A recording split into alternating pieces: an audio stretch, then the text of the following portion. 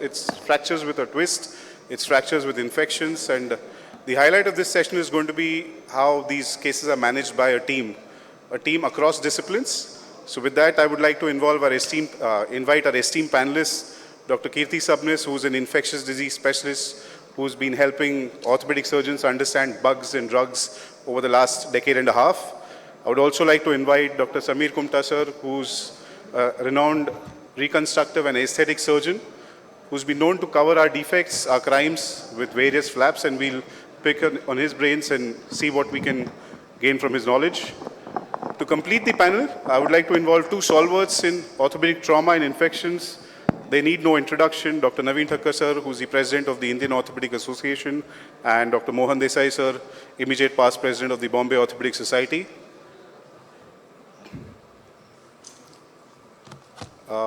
Mohan Desai sir is probably not in the hall. Okay. The panel discussion will be followed by a talk by the master himself, Dr. Vikas Agashe sir, who will be summarizing his experience over the last many decades on managing these infected strategies.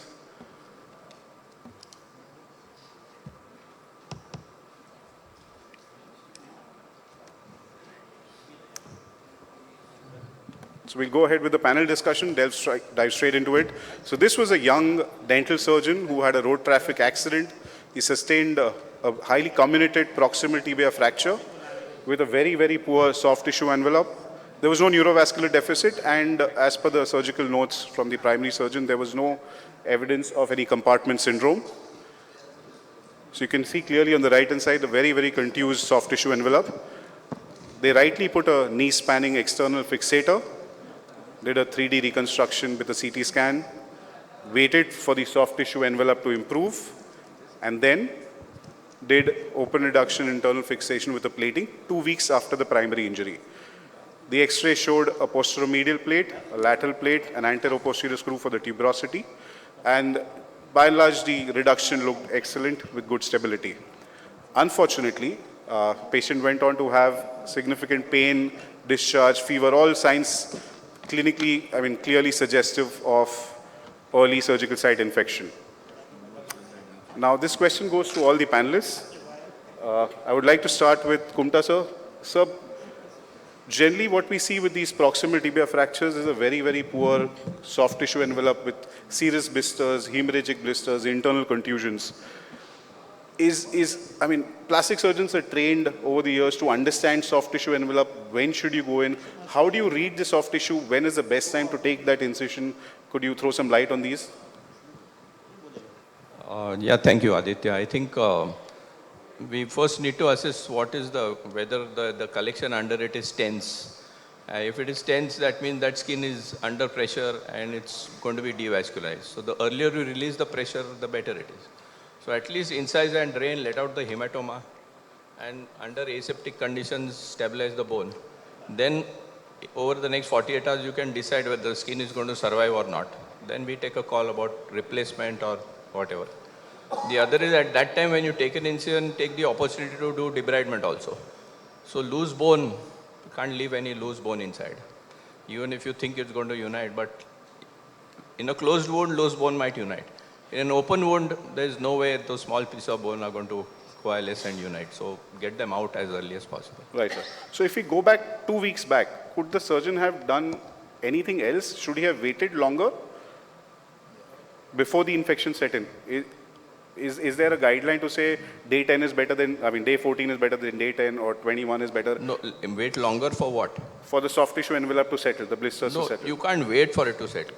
You have to make it settle. So incise, let out all the tension and the hematoma, then it will settle. Perfect. Okay, sir. Thakkar sir, your opinion on when a knee spanning or any joint spanning fixator is put in, for any young surgeon who's going in with such bad injuries, where would you put the fixators to avoid any kind of infection? Yes, the fixator pins should be away from the zone of the injury, and the pins should be more distal here and also proximally. So wherever you are going to put the final surgery, it should remain virgin, that area. And for the soft tissue, as you said, we have to make the first alignment. and get the stability, temporary stability for the breathing of the soft tissue. And then you have to observe daily for formation of bulla, whether it is a red field bulla, or accordingly you will come to know how much thickness of the soft tissue injury is involved. We classify bone injury, but we are not classifying soft tissue injury. That is the biggest problem. Absolutely. Dr. Kirti, this is not a classic open fracture. This is still a closed with a contused soft tissue envelope. Now, there's a tendency for us to, general prophylaxis would be first generation cephalosporin for 3 doses up to 24 hours. But in these specific cases, would you, in hindsight in this case, but in other cases, would you proactively suggest that we are okay in giving broader spectrum antibiotics or maybe go longer? And this is not an open fracture. This is a closed fracture still. 2 things I want to know is when they decided to fix him with the definitive plate, what was the CBC and CRP? Was the trend coming down? Because that's a very good indicator that the outside storm is settling and you're good to go in. So if we have not a single value, if we have a serial values of CRP, definitely helps. Also because there is lot of soft tissue contusion, we tend to get inoculated injuries. I agree this is not an open injury where the inoculum from outside, where we need to think about invasive fungal also sometimes. We have had myocor when there is lot of soft tissue contamination with like a mud or outside material. Although this is not, but this is lot of soft tissue and the hematoma can get secondarily infected, which I think is the cause in this case where the infection was settling in. So the serial, if the CRPs are there, like before you are actually going in for a definitive surgery, if the CRP is settling, that's one of the indicator you can go with the conventional antibiotic prophylaxis which will cover the skin. Means the first generation cephalosporins or anaerobe cover with the clindamycin. So this is a new concept even for me. So we are saying in closed contused fractures, we are justified in doing serial CRPs even when there is no infection to know that the inflammation is settled? Yeah. Okay, fantastic. So because there's a lot of hematoma, if there is no other way, because you can't image, you can't take any samples, the serial CRPs only will tell you whether there is any secondary infection in that hematomas, otherwise there is no way. Procalcitonin, lot of, I'm little beyond the devil's side, lot of intensivists definitely go with procalcitonin, but increasing therapy, procalcitonin doesn't have any value because it's an endovascular marker. More your patients will have injury, it will be falsely positive. So you can't go actually by procalcitonin increasing or going down to say there is increasing infection. Is there evidence like that doing a CRP serial? We are not doing routinely in the Routinely practice. this is in this case, how we could have done anything better. That's the only That's right, thing. but will it change the outcome? Whether is there any evidence that if it is done like that, then your decision of putting the incision was different, and does it change the practice? So how will we tell that whether this was already infected when we put a final implant? There is no way to tell except the lab markers. So it's something maybe even we'll have to research whether this is justified in doing CRPs and preempting an infection. So the surgeon, there was clear evidence of infection. They went ahead, debrided, sent multiple tissues for samples, opened both the wounds, and then the patient was transferred to a facility at about 2 weeks from the fixation. And by then the cultures had come out. This was a highly resistant gram-negative infection. There were 2 pathogens there. Both were carbapenem resistant. And these were the challenges that we faced. There were exposed implants. There was still some pus and slough, tough MDR pathogens. Now, I know Agasha sir is a little biased because he knows the case, but what would be the guidelines, sir, in managing these tough early implant-related infections? So, first and foremost, at this stage, we would definitely like to salvage the implant because it's far more convenient and comfortable for the patient. So if the implant is stable, the reduction is good, we are able to have a reasonably good debridement, if we are able to have a good cover, and something which is often mentioned in the literature, easy to treat bugs. But I think it's sort of relative because now with ID specialists and so many antibiotics, I don't think that is very important. But otherwise, you should be able to have a stable implant and good cover and a reasonably early time elapsed since surgery. Kumta sir, would you be keen as a plastic surgeon, now you're already expecting that there would be some soft tissue defect. Would you be keen on the orthopedic surgeons removing this implant and maybe put an external fixator or some sort of Ilizarov after the closure or flap or after enough debridement? See, if you look at this, all the incisions, there is no net skin loss. But there is tissue inflammation, edema, which makes it difficult for the skin to cut together. But you have implants, you have multiple pieces of bone which have been fixed, stabilized, okay. And you have an open wound. Right. So this is a cocktail that, it's a vicious cycle. You have to get out of it somehow. So how will you do it? In presence of infection, we can't put a flap right away. If you remove the fixator, it's going to be unstable. If you have to bypass and, put a spanning fixator, that is another procedure. So as an intervening temporary measure in these situations, negative pressure wound therapy helps. It will help you control the infection, and then you can revise the fixation and provide skin cover as and when necessary. Absolutely, because the last thing that we want is an unstable situation. Before we go ahead, Dr. Kirti, now we know this patient has come from another facility with 2 carbapenem resistant bugs. Now, what does carbapenem resistance mean in simple terms, please? And 2, what does it mean to you as an ID specialist in managing this infection where we're already thinking that we don't want to remove this implant? Retention of implant, as I say, will be, Dr. Agashi, as he already said, it will be a team decision. Generally, we try to preserve as much as possible, and with the WAC, definitely we can. For carbapenem resistance, simple thing, when you look at the culture report, when you look at common use antibiotics like ceftriaxone or ceftazidime or cefepime. These 2 names, unfortunately, you have to by heart, because otherwise you will not be able to decode the report.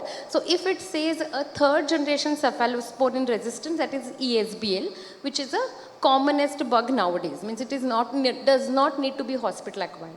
For this patient, carbapenemase resistance means it is resistant to even cephalosporins and either of meropenem or imipenem or ertapenem. So these carbapenems are very commonly used, and if it is resistant, means it is going to be resistant to cephalosporins as well. So very easy and important message is, we think that if it is imipenem, meropenem, ertapenem resistant, ferropenem will work. No, it doesn't. Ferropenem is not an alternative to an IV carbapenem. It only covers skin and soft tissue, that also in very few conditions. So it is not an alternative. And another message it gives is, we don't have any oral options in this particular patient until the infection is completely resolved. Absolutely. So continuing on that point, now these are the guidelines. We understand guidelines are not written in stone, that if we are trying to retain an implant, we want to go long-term antibiotics, suppressive therapy, till maybe fracture union if the infection doesn't settle. Would you be worried or lose sleep that there are no oral options maybe? Yeah, I am half of the times whenever my orthopedician colleagues call me, I am worried, because this is a very common scenario, be it a TKI or be it a fracture implant related infection. So very good option is first you complete the therapy at least 4 weeks when the infection is completely settled clinically, image wise, and generally then we switch them over when we are assured that there is no active infection, IV duration is completed, we switch them over to Septran. Actually, Septran is a very good broad spectrum, but it is bacteriostatic. You can't use it as a first option. Perfect. So that's the trimethoprim. Sulfamethoxazole combination. The commonest problem with this bug is biofilm formation is great with this bug. And the second problem is, you do not know exactly how much the depth that infection is taken place, up to cortical bone, or it is only in the soft tissue. Because the culture doesn't give you exactly how much the depth, and that depends on whether this implant to be retained or not later on because of the biofilm. Yes, sir. If I may add a little more simplistic approach, let us go back a little. We are talking about carbapenem resistance now. 50 years back, we talked about penicillin resistance. So this is a never-ending story. We are going to get new antibiotics and after a few years get resistant bugs to those antibiotics. So how do we break that? So we have to actually assess what is the cause of that. Okay, suppose we have carbapenem or penicillin resistant infection. How often as orthopedic surgeons have you actually lost the battle? Not very often. In still maybe 50%, maybe 30%, you have managed to turn things around despite the infection and get the bone to unite. I mean, there is a way out of it, even if there is infection, not just by antibiotics. So what is that? If nothing else is working, then implants and non-viable bone. These are the two things that you have to get rid of. Perfect. So in an unsalvageable situation. And your surgical knife for the debridement. So at what stage as a plastic surgeon and ID specialist would you like to be involved? I understand generally you would, maybe the team that you're working in, you get a call before the surgery is done, but by and large, from what we've heard, you get a call after the culture report is there and there's no growth, or the surgeon's already debrided and in the middle of the surgery they call up and say, okay, now there's a defect, what do I do? So if the message has to be passed on, at what stage would you want to get that call or that reference? To both Kumta sir and Dr. Kirti. I've been speaking at WIROC for maybe 30 years. And from the beginning, this has been my message. Call me on day one. But now I'm old, so people don't call me. So it's for the next generation to drive home this message. Dr. Kirti? I think when there is a clinical suspicion of infection, they should be, because it's a team which works, they should be calling, because it's very important how the sample is sent. Because it is very important to send tissues, not swabs, because many of the times it's a superficial bug. And we go back and discuss with them how the sample was sent. So if it is from the day, like when they suspect infection, might not be on day one, but eventually when they feel that it is not uniting, it is infected, from the sample collection actually it is very important. Absolutely, and that is what was done here, and we involved the infectious disease team before we went in. This is the list of tests they said that we need to do in spite of the previous culture reports, because there may be other bugs there. So we went in, debrided the lateral side, posteromedial, got all the slough and the necrotic tissue out. That I am not. We fixed it. Yes, sir. What is the role of a plastic surgeon after the infection is set in and it is clear? Plastic surgeon is only going to be ornamental at that time. Thank you, sir. He can advise not to injure further.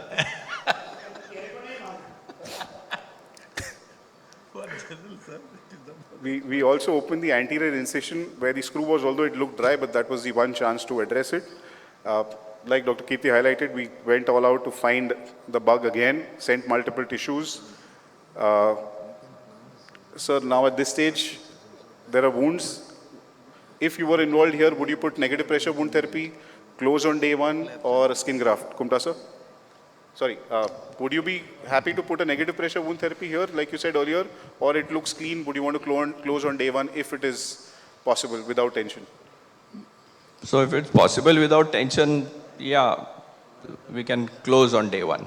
If there's going to be tension, then I would rather put negative pressure wound therapy, get the wounds, edema to settle, wound to come together, sort of, then do secondary suturing. And if both don't work, then put a graft or a flap. If implant is exposed or bone is exposed, you can't put a graft, so then a flap. So what flaps would be there? Because there are two wounds now. Say it's for theoretical purposes, both the wounds cannot be closed and there are implants exposed. Posteromedial generally is not an issue because posteromedial plate is under muscles, but the lateral plate after debridement, part of it may be exposed. Yeah, so there then we have to do a flap. So in this situation, maybe the upper part of the wound where the implant is exposed, we can cover it with a gastrocnemius. Otherwise, you'll have to go distant, do a microvascular flap. Perfect, sir. So we did do that. We closed the anterior midline incision. We put a bridging negative pressure wound therapy over the medial and lateral wounds. Fixation intraoperative looked stable. There were no loose screws there. Maintained that. The GI panel told us that this was a Klebsiella and a Citrobacter. Dr. Kirti, if you could highlight on this new test that has come out. This is the synovial fluid which was sent because the knee joint is right there. So actually this is a molecular test and there are multiple molecular tests available, so we should not get confused. because this is a closed panel. You will not be able to detect all of the bacteria under the sun with this. There is a panel which is given which you will be able to detect. So this is a closed panel test which has a more specificity and sensitivity than other available open panel tests. So this is a standard test. If you ask for a biofire joint, it will be detected, and it is a very good test specifically for previously treated patients because the detection value is very low. It can detect even less than 1000 bacteria available in the fluid. Also, it is very important test for a culture negative joint infections. It can pick up, which we can't pick up with the normal culture yield. One more point I wanted to add is if you can go back to your slides. It's commonly very, rather than spending money on the costly test like a biofire, there is a very easy method which can be done at bedside. One more slide back, where you have select this. So lot of people miss the second point where there is a bactec bottle. It's a very important tool. Whenever you're getting any fluid, it enhances your yield of positivity by almost 60%. If you can put directly fluid in that blood culture bottle. So these are blood culture bottles. You have to ask them for a blood culture bottle inoculation, aerobic and anaerobic culture. So that itself will increase your yield to almost 60%. I think you should, in your clinic, whenever you're aspirating a joint or in your OT, when you're sending a pus, you should have those bottles handy. Absolutely. So that's what we started doing. We've put all infected fluid samples in these blood culture bottles. There's one microathletic also available now. So we go ahead. The cultures confirmed that again this was a carbapenem resistant even in the tissue samples. And I can't even pronounce these antibiotics. So if you could just tell us these newer kids on the block. So this goes with the resistance pattern which we detected in a biofire.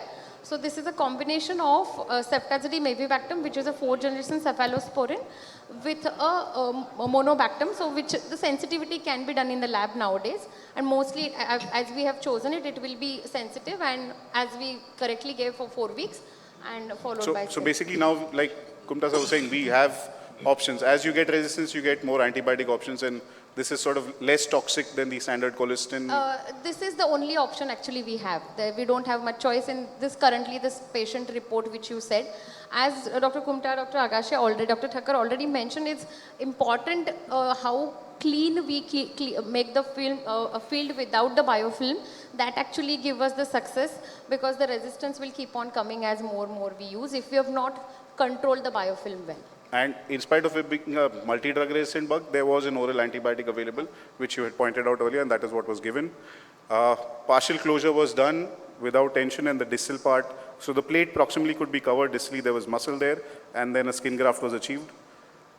This is at 6 weeks. Now, the other point about managing any infection is, especially when you've retained an implant, is monitoring them serially with their VAS score, which is a simple pain score, which you can teach the patient. Their ESR, CRP, and total leukocyte count should gradually come down to normal. There may be a few spikes here and there, but by and large, it should be coming towards normal. And this is at 10 weeks. This is 6 months, fractured, consolidated. He started his cycling, started his practice, and this is at 1 year. He was a fitness enthusiast and started getting back to his activities. And this is at 2 years. The implant was removed. So one last point, Thakkar sir and Agashe sir, at what stage would you advise, or would you advise implant removal in these cases, especially where you've retained in presence of infection? Would comorbidities play a role, or would you say, okay, India may to suggest a surgery again to a patient becomes difficult? No, it is better to remove it, because it may serve as a nidus later on. We have to document it on the paper. Whether patient comes or not, that's a different thing. Yeah, I agree with him. Especially when you have done there, then it's worthwhile taking a call at about 1 year whether to remove the implant. At least suggest that you may need an implant removal. Absolutely. So, like we said, guidelines are there, but manage each case based on what you see. There was no point in removing this implant just because theoretically it was a highly resistant bug. If all principles are followed, adequately debrided, and here the primary surgeon did a fantastic fixation, and they addressed the infection very early, which is what helped the patient improve and gradually got better. So, he's back to his surgical activities. Surgical activities in the dental clinic as well as his triathlon. So now, moving on to the second case, this was a young boy, 8-year-old, who had a fall in the garden, had an open wound on the volar aspect of the forearm.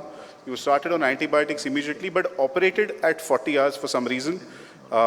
The debridement was on the volar aspect, and then open reduction and ulnar plating was done. The reduction looked stable on the X-ray. He presented to us at about 2 weeks with an open wound on the volar side with pus draining from the ulnar incision as well. So, Thakkar sir, I'll get your opinion first on this. 14 days, young boy, open Montegia, debrided and fixed, but a delayed debridement. I don't think anybody here would say only antibiotics. I think we know that this needs to be debrided. Yes. Again, here, question is, do we retain the implant, remove it? If it is stable, it has to be retained, and debridement should be done thoroughly, then the coverage to get the vascularity there so that we can kill the pathogens. Absolutely. Or you can use a local antibiotic delivery system when you are debrided and you are covering. I Akash, think the sir, first thing here is, please don't remove the implant, because otherwise the whole forearm will go haywire. Yes. As you can see it pre-op. Akash sir, any opinion about the site of the wound? Again, I know there's a bias here, but we're talking principles. Yes, I have treated this patient. So, as I felt that he is a Montegia and it's just 14 days. So I thought we should try and retain the implant. However, he had a wound on the volar aspect also. So one has to explore both volar side as well as dorsal side. And that is what we did. But the first thing that comes to your mind that at this stage, taking out implant is too risky. Kumta sir, would a plastic surgeon look at open wounds in a different way as compared to classic orthopedic training? You've worked, like you said, for 30 years with orthopedic surgeons. No, but I think basic training is the same, but some people forget it, some people don't. So,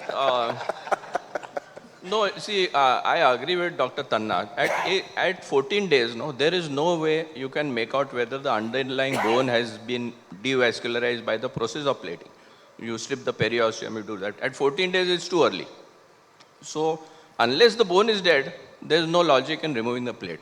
So, keep the plate, maintain stability, because stability, we were taught by masters like Dr. Lad, stability fights infection, which still holds true. So, we retain the stability, treat the wound, treat the infection, and if at some stage later the bone also gets covered or it appears vascularized, then the wound will heal if the infection is controlled. But if the bone is dead, infection won't come under control and the wound is not going to heal. So then you have no choice. Remove the plate, do something else, and put a flap. Perfect. But remove the bone also if it is dead. So there is a two surgeries. One is debridement for the younger surgeon, and then you change the set completely, and then you do the fixation. That is the commonest mistake done with the same trolley. We are doing fixation Absolutely. with the same thing. So that is the looking after the wound, and you have to explore the wound completely, completely debride. Thinking that it's a small wound, that is not right. Internally there may be a damage or internally there may be. Absolutely, sir. So plan 2 surgeries, keep 2 sets, keep 2 trays, wash out maybe as a surgeon or change gloves and then come back again. Dr. Kirti, this patient's clinically stable. He's got a lot of pus coming out. Would you start him on antibiotics at presentation, or would you say, okay, let's hold on, he's stable, get your intraoperative samples and then start something, and what would you start? I will wait for starting antibiotics. I'll get the cultures and then start, unless he has any other hemodynamic instabilities because of keeping this for long. And there is a common conception that the skin bugs are only the common which cause infection. We do get a lot of gram negatives, and the gram negative, as I said, ESBL, which are resistant to oral therapy, are common in de novo without having any prior history. Like this is a young boy, so I will give him a post-operative, a broad cover which will cover a gram positive and a gram negative. We don't get MRSA that commonly unless it is isolated in the culture. So simple any like cephalosporin with a BLBLI, that is piperacillin tazobactam or cephalosporin sulbactam, will be enough coverage at this stage. I don't want to add a very famous drug for a gram positive oral cover. I don't want to name it, but it's a very favorite drug of many people, but it covers only MRSA. Like linezolid will cover only MRSA, it will not cover any other pathogen. That is a Dhanushyaban against everything, linezolid. So I will like to cover broad unless I know the bug exactly. Okay, perfect. So, Akash sir, would you want to elaborate on this? Yeah, so we explored on the volar aspect. You can see there's a small dust particle there. Then dorsally also there was significant pus which we drained. Now, you have one more case to discuss? No, but Then we- I'll tell you, I personally feel that I did retain the plate. However, in hindsight, I feel that A, the surgery was done after 40 hours. B, I did see a sand particle in the wound.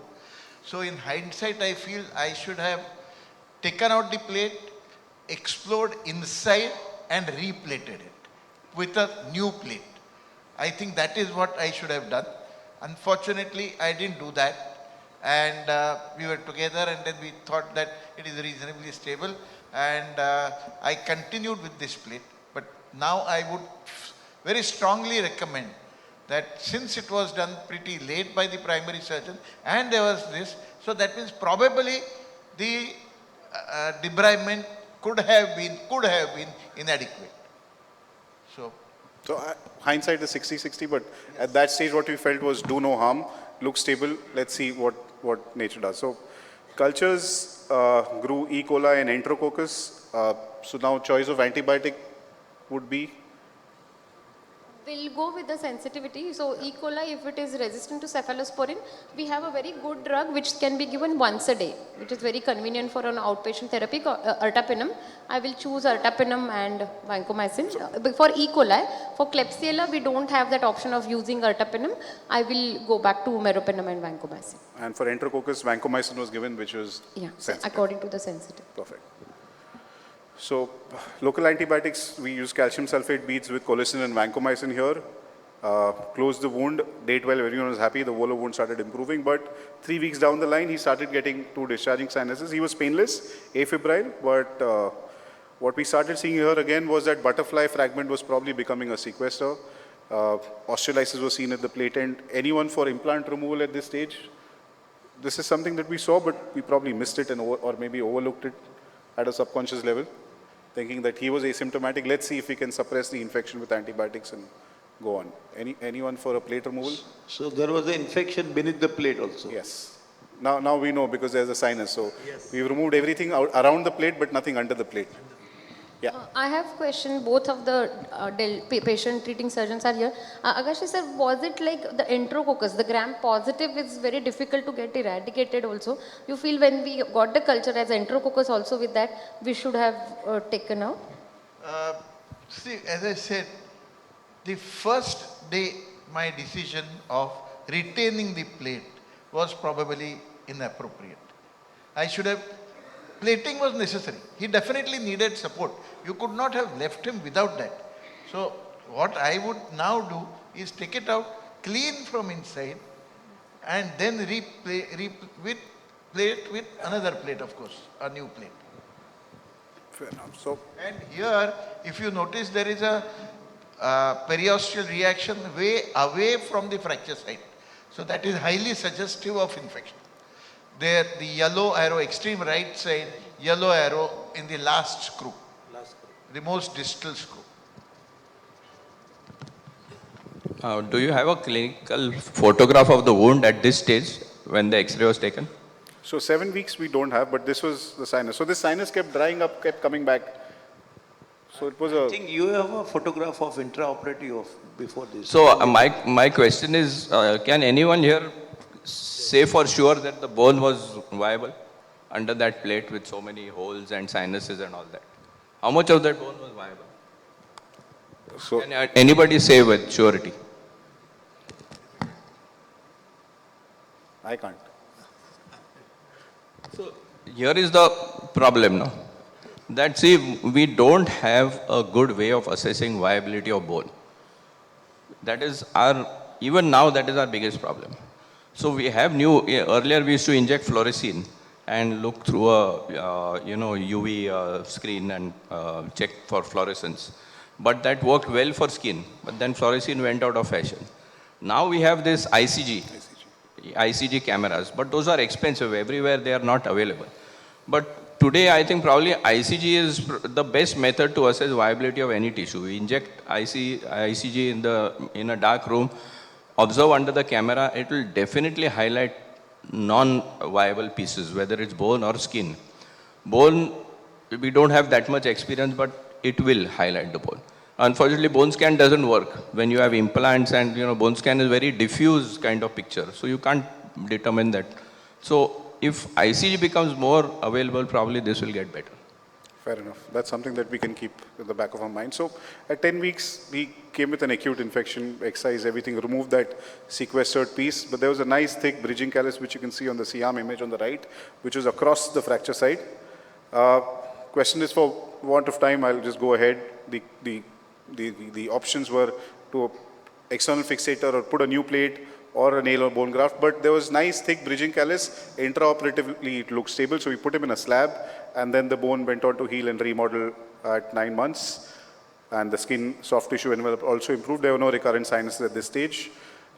This is his range of motion. He did have a 10-degree flexion deformity at that stage, which was being worked on.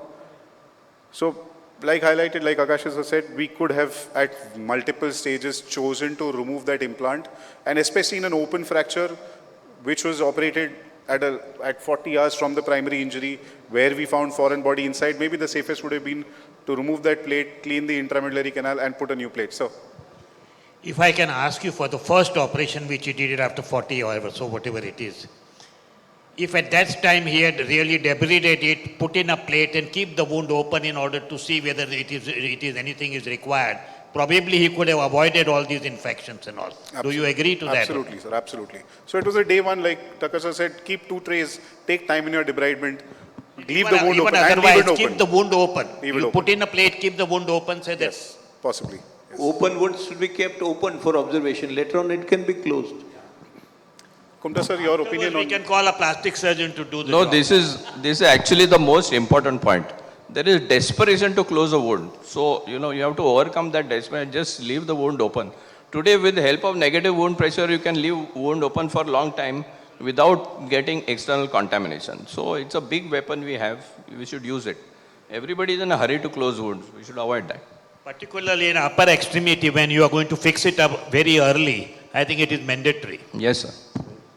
So, Kumta sir, if you could share your opinion about excising bone, how do you judge what's to be removed, what is to be kept? I've just added this case of a, very bad fracture, the lower third of the tibia. Just go on to the next slide. So just go back to the previous slide. There is this loose piece of bone over there, and then there is a butterfly fragment in the distal tibia. So next. So this was all debrided. That loose piece of bone was removed, but the butterfly fragment was retained. Okay, wound became all right, looked good. Then we put a flap to cover it. Next. This is, go further. So this is another patient. Just go back. So this bone piece was removed. Then we put a microvascular flap. Everything healed. Go on further. Skip the next 2 slides. So now we have a healed flap. We have that butterfly fragment which is now non-viable. And the flap is intact. Everything above that is good. But now we have a discharge and a wound problem beyond the place where we put the flap. This is a very difficult situation to treat at this stage. Dr. Tanna will remember this patient because patient was treated by him afterwards. Maybe he can add what he did after this.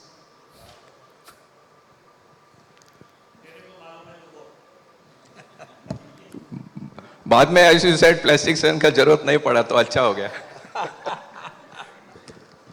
So if you want to go ahead with the other slides, with the other cases. Yeah. So coming back, this is a different situation. Again, upper end tibia, including the femur condyle, the tibial condyles, very bad comminuted fracture. See the kind of fixator that was put, very weak. Won't attempt to just bring things together with sutures, which is useless. Next. Then wound was relatively clean with negative pressure, but there was this non-viable bone. So that time I had called in Dr. Mangal Pariyar. Next.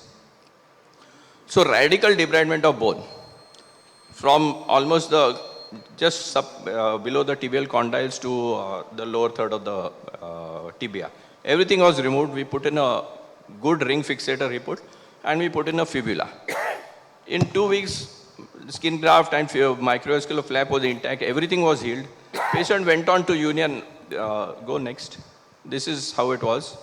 You see a union progressing there. Remember fibula, if we put, fibula is a weak bone. It fractures 2-3 times over the course of the next 2 years. But every time it fractures, you see how much the thickness of the fibula has increased. This is probably a photo I've taken after the second fracture of the fibula. At that stage, see the thickening. So eventually, it becomes tubularized. The stress fractures add to the... But without infection, over the next 2 years, the bone has united. Absolutely. So the message was the stability was not there primarily. There was Samir, and the debridement Samir, that external fixation, can you go there? Why is it not really including the foot? Because you can see the equinus deformity has happened, I know, and that's going to be permanent. I agree, but Mangal Pariyar, is he around? उसको बंदूक मत मार, तेरे को मारते हैं हम. I agree, but it should have included the foot. So we'll wrap up this session here with the